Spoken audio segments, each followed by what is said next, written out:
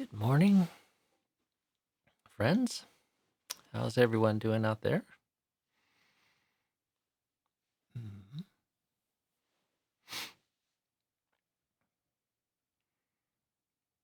I popped something in the chat this morning saying, I hope you guys have questions. So I've had a little health challenge the last couple days, and I don't have COVID, at least not that I know of. I'm like in the same boat as everyone else.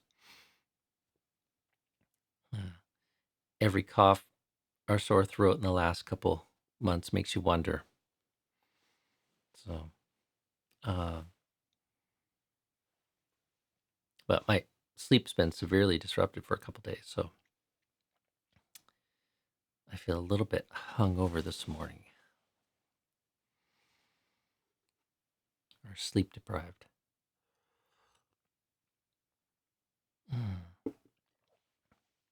So welcome to Tuesday, May the 26th, and welcome back to our morning coffee time. Hope everyone is well today. Spring rolls on here on Jewett Creek in White Salmon.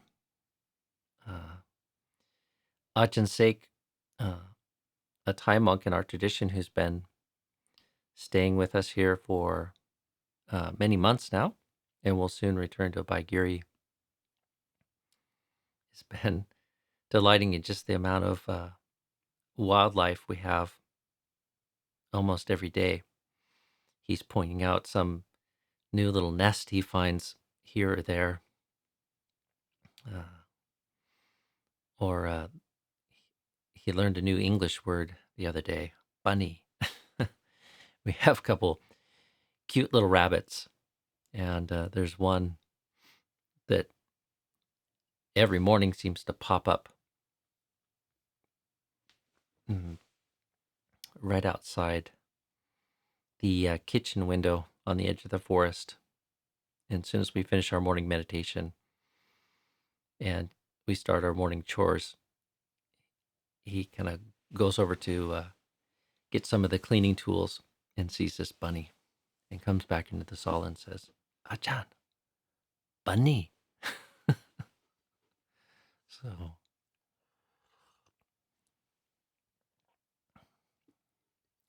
it's definitely one of those signs of spring. Lots of chicks, lots of new little bunnies, lots of fawns,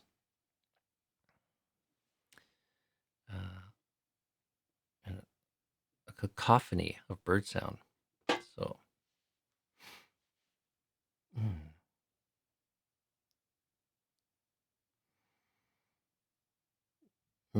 Rita, thanks for the concern, but I'm mostly just sleep deprived right now.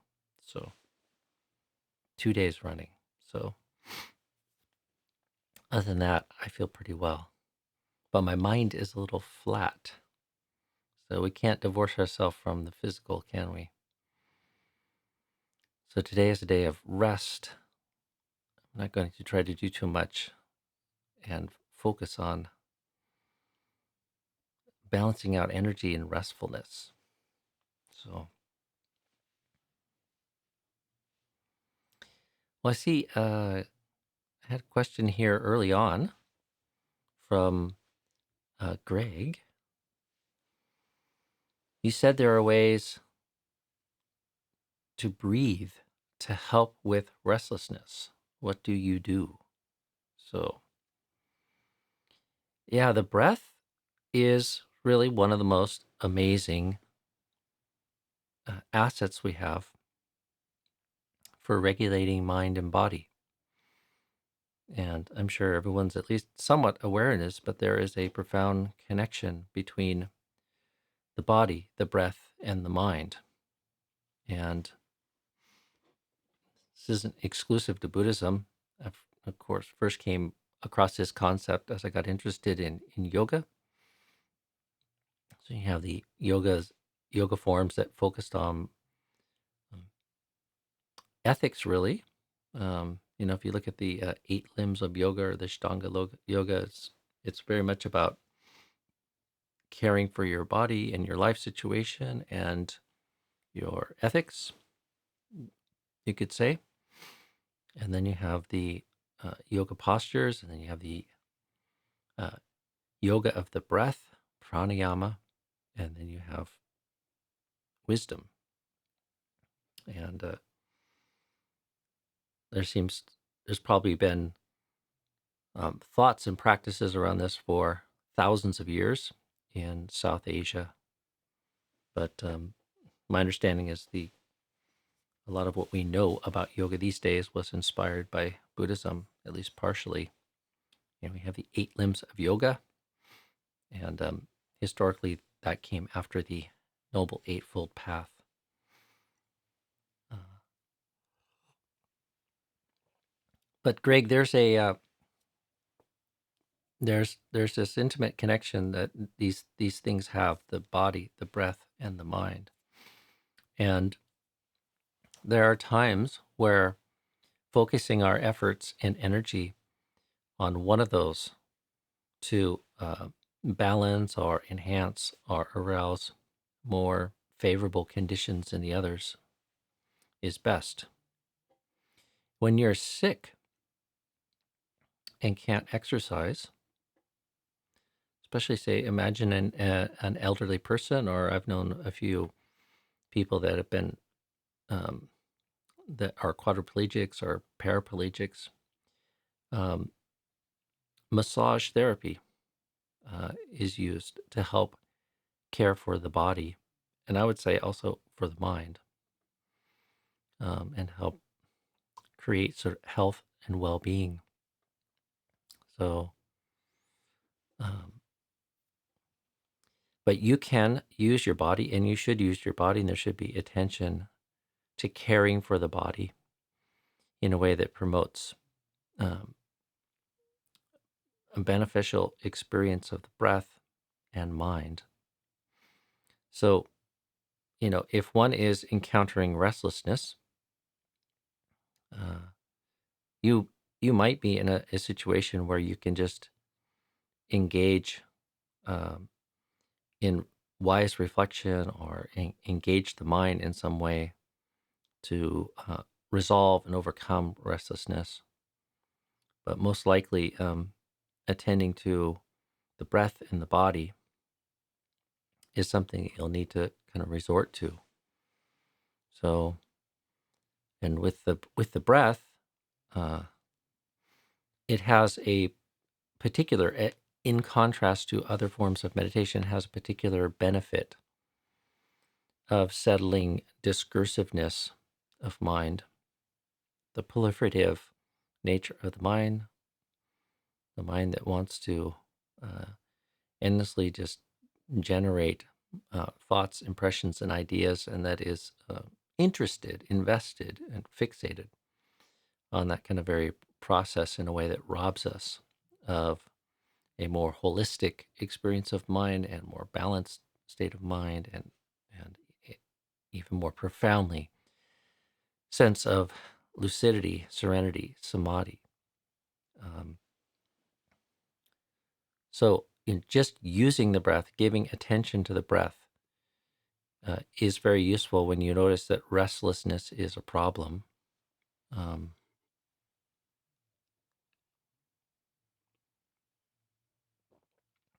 Especially if it's of the flavor of worry or excessive mental proliferation. And there may be something to just the timing of the breath, the rhythmic nature, the soothing nature of the breath, the refreshing nature of the breath, um, that helps change your mental state, and in particular helps um, move one towards resolving restlessness in the mind. And we've talked a little bit about signs and attending to signs, and this is the skillful use of perception. So one should know for oneself, what sign is it that I can find in the experience of the breath, giving attention to the breath, that helps quell restlessness in the mind. And I think I mentioned even recently, uh, for me, one that really works is just attending to the refreshing nature of the breath, or the cooling nature of the breath.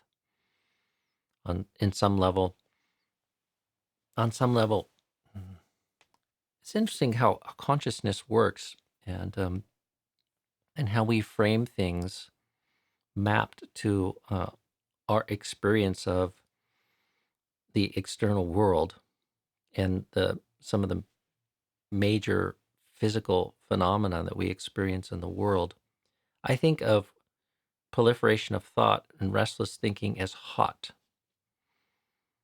and except on some maybe really refined level, I don't know that my brain's kind of heating up when there's excessive restlessness there, not appreciably.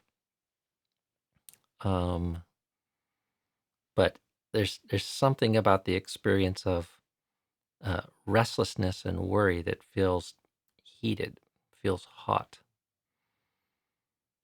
uh, and serenity and this kind of lucidity of samadhi feels cool.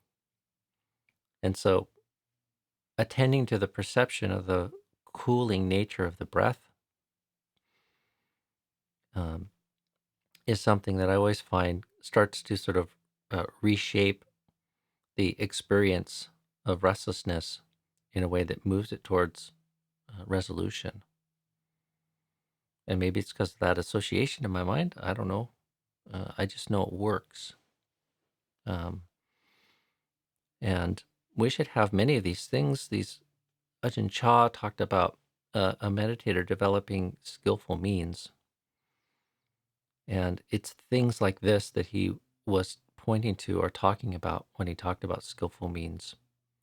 Knowing yourself, knowing your mind, and through your efforts, through your practice, through mindfulness, having a self-knowledge about how it is that we can skillfully respond to the various conditions, and in particular the hindrances that come up in one's mind.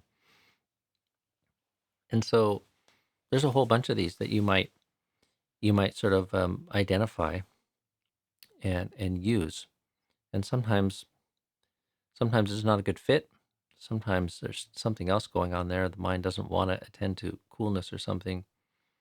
But sometimes that works for me. It's just I'll give particular attention to attending to the breath as it enters the nostril, feeling that contrast between the warmth of the air that exits and the coolness of the air that enters.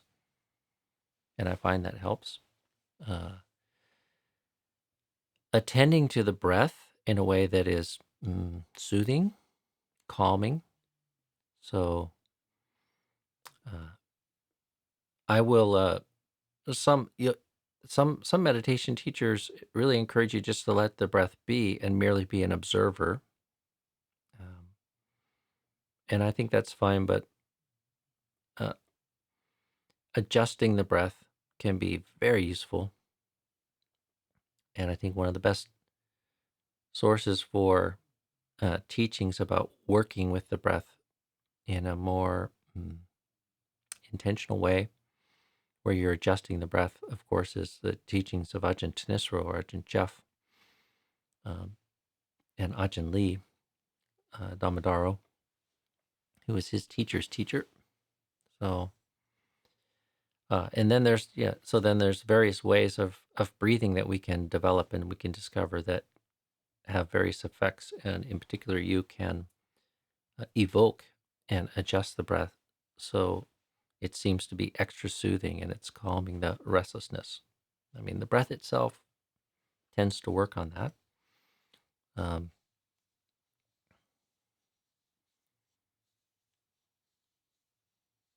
and if you're going to adjust the breath, then an easeful, long breath can be very helpful. And something I learned way back when I first started meditating was a very gentle way to do that is just see if you can uh, prolong the out breath just a tiny bit, or add a little bit of a pause on the out breath before you start to breathe back in, which will stimulate the body to breathe in a little bit more deeply. Um, Calming the mind as much as possible tends to lengthen the breath anyways. So nourishing and nudging and guiding the mind in the way towards serenity and a very peaceful, easy, long breath goes a long way to quelling restlessness. So, and we can be, like the level of effort that we have or that we bring to attending to our object of meditation. There's a real spectrum of ways to balance how it is that we bring the mind to the object and sustain the mind. And in Pali language, they talk about vitaka vichara. So like directing the mind to the object, and then vichara, like how you hold with the object or stay with it. And fine tuning that sometimes can really help with the restlessness. So like you incline and give attention to, bring to mind, I'm going to adjust my effort into this sustaining part of the effort of being with the meditation object, the kind of holding. Um, and to me, it's akin to listening or something. Um, you know, if you think of a bell or something, you can sit there and sort of ring the bell, our meditation bell, ding, ding, ding. And the focus can be on the initial strike and a little bit of the resonance, but you're applying the effort more, kind of dinging the bell, beating the bell or something.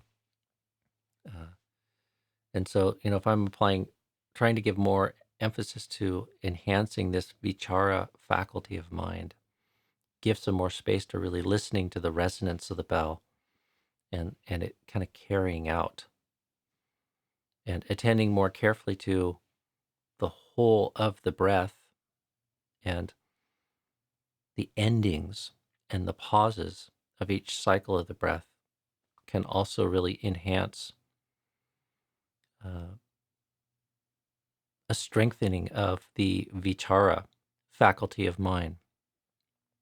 So try to get more clear about just when is it that I can sense the beginning of a breath. And then like you're listening to the ringing of a bell, the breath is very subtle, like one of these silent bells that has a lot of sustain. It's very easy to hear the initial strike, but then as it unfolds and continues out, one has to listen with extra stillness in the mind. The mind's too discursive, you can't even hear it. If one's anxious, you can't hear it. The mind has to be in a very balanced, neutral, open, receptive state to listen to something as it gets more and more refined. And there's certainly sensations with each and every breath that are very refined, and it's probably one of the reasons why it's such a fantastic object of meditation is it kind of calls forth an extra level of mindfulness. It calls forth an extra level of skillfulness in the mind, patience, uh, and this quality to stay with it and to listen. So those are a few thoughts on working with restlessness and the breath.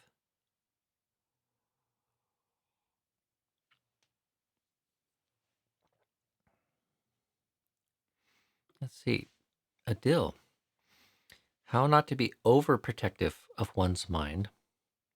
Sometimes I seem to miss the whole point of caring too much about sense restraint and become agitated. Mm.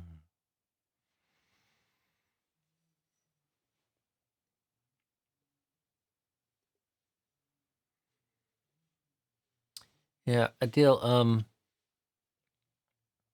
this is really kind of the skill in applying effort, but also, I guess, patience and acceptance. Um, like with many aspects of practice, um, if we try to force things, uh, we really, it really doesn't, it really doesn't, it brings up sort of extra problems, one might say.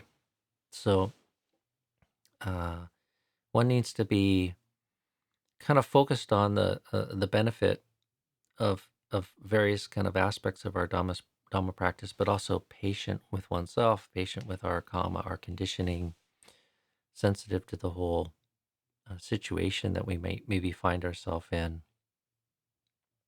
Uh, it's like if we're too desirous or too forceful or too tight, um, it does lead to imbalances. So if you're trying to be really overly tight about sense restraint, you become agitated.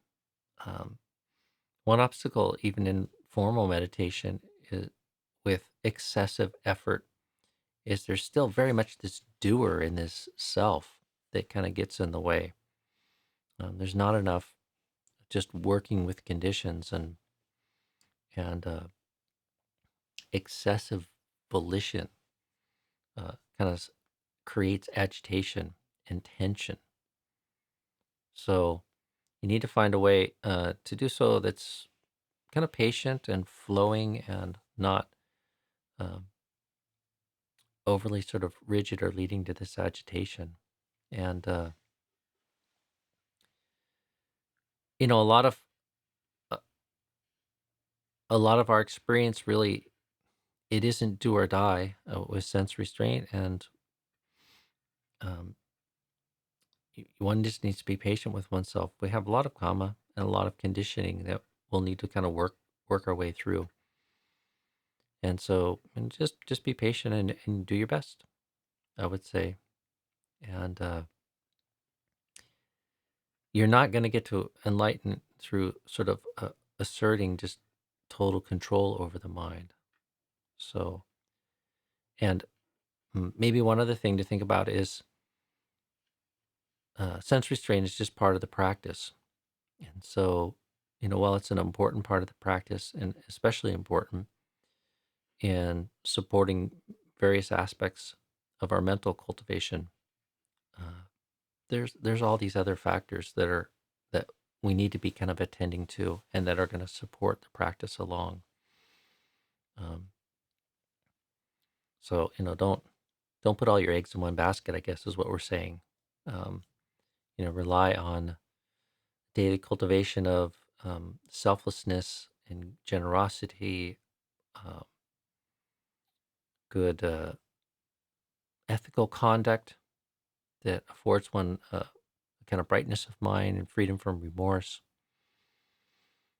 and then moderation and sense restraint in what it is that one engages in and gives their attention to. And really, the heart of sense restraint is knowing oneself. It can feel very rigid if we approach it in a very dogmatic way. Um, so that might be also something that you explore, just you know, with mindfulness and also with a sense of self-knowledge, knowing how things affect you.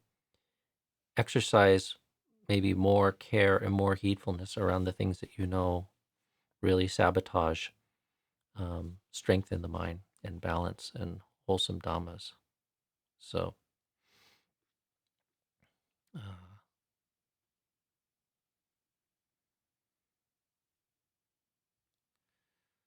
I see some old friends from Portland, Friends of the Dhamma. Let's see. Sure. Could you say a bit about how the Pacific Hermitage began? Well, funny you should ask.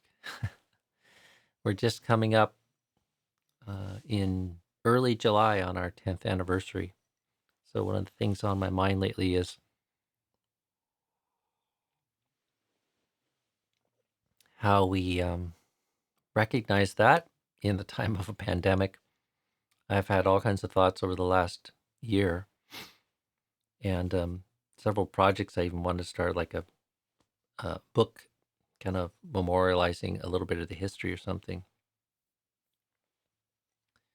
And we had been thinking about having some extra special gathering this summer to mark the commemoration, but it's good we didn't put too much effort into that because we won't be gathering in person in July, I don't think. So, but how it came to be, Sakula from Portland Friends of the Dhamma sat a retreat with Ajahn Amro in maybe 1999 or somewhere around that, maybe slightly before. And they are coming up on their 20th anniversary. In fact, I think they just passed it. And so we're also in discussion with them. There's an event that's being planned to commemorate the 20th anniversary of the Portland Friends of the Dhamma.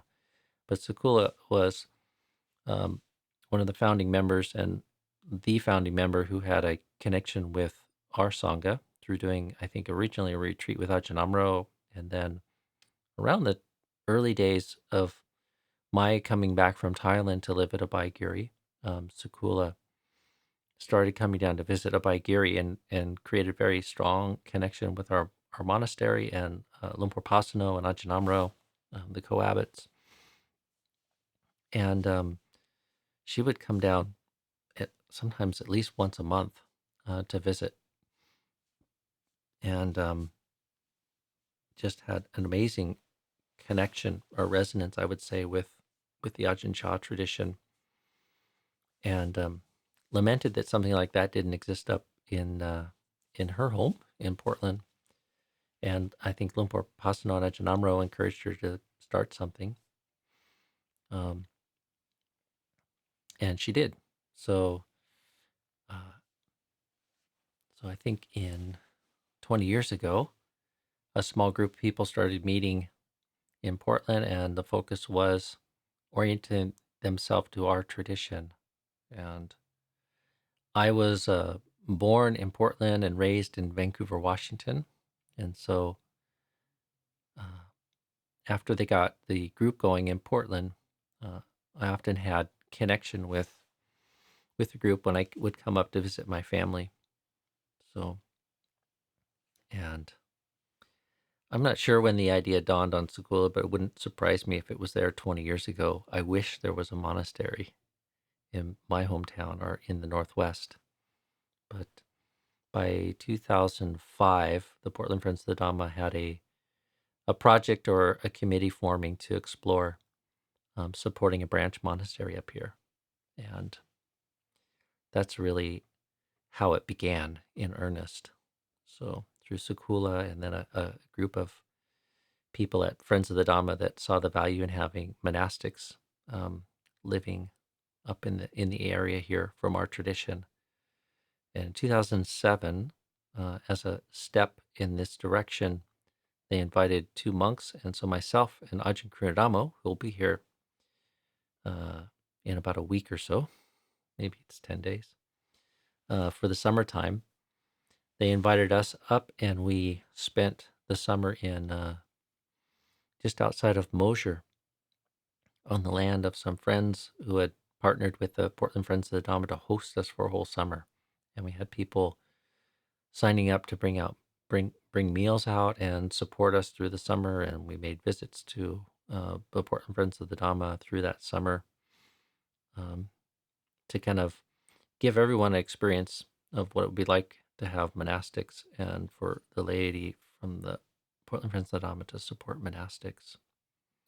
And we just went from there. It took a couple more years of thinking, planning, and also until our community at Abhayagiri was really needing to sort of branch out before we closed in on starting something more durable and permanent, but we were ready to do that starting in 2010 in the springtime or summertime, I should say. So that's the short version of the story. More details to come as I think it's towards the end of June. There'll be an event at the Portland Friends of the Dhamma, and we'll be going into this in more detail. So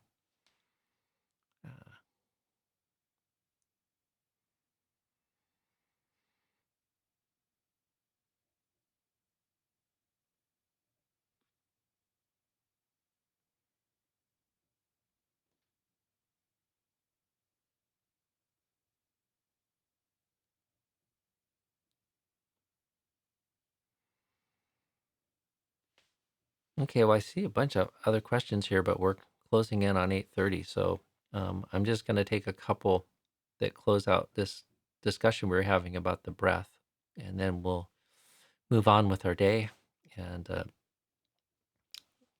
meet again tomorrow. So let's see, Dantika has a question here. What about controlling the breathing slowly in order to calm down the mind? Yes, I talked about that. So I think it's very good. Some people argue against it, but know for yourself, experiment. If it works and it's helpful, please do it. And I find it very useful. There's a million different ways you can breathe, and find ways to breathe that really help develop the mind. And then a follow up on that, holding the breath. Yes, I've done this, and it does work. But some people, it just creates extra stress and tension. So I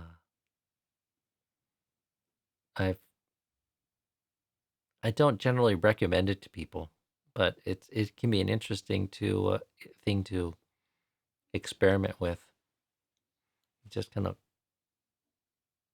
hold the breath, and it is, if you're not tensing up when you hold the breath, it can help stimulate that faculty of vichara, of just holding or staying with something. So, and sometimes holding the breath can be helpful to kind of just overcome or give yourself a minute of a pause, a bit of a break, or to shake the mind or shift the mind when it's in the grips of a strong emotion. So,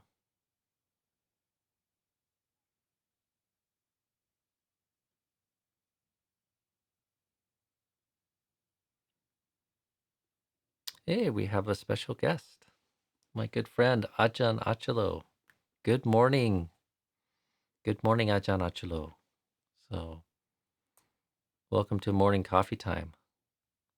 I don't know what time it is in Thailand right now, but thanks for joining us.